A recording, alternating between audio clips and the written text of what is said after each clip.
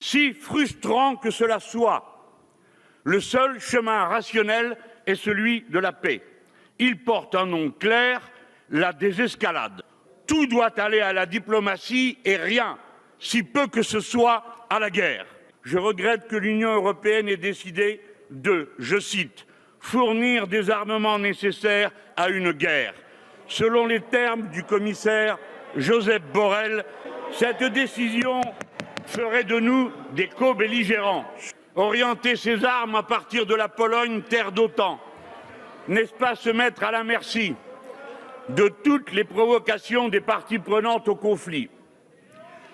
Couper le circuit financier SWIFT, n'est-ce pas engager une escalade mondiale en poussant Russes et Chinois à utiliser désormais exclusivement leur propre circuit?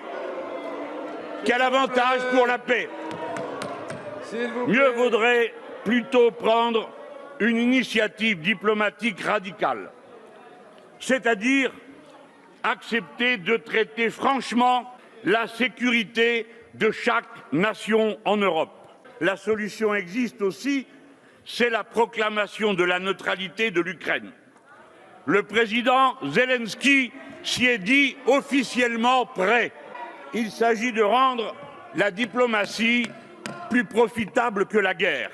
La dénucléarisation du monde doit redevenir un objectif concret de notre diplomatie, puisque la surenchère nucléaire ne peut pas avoir de sens concret.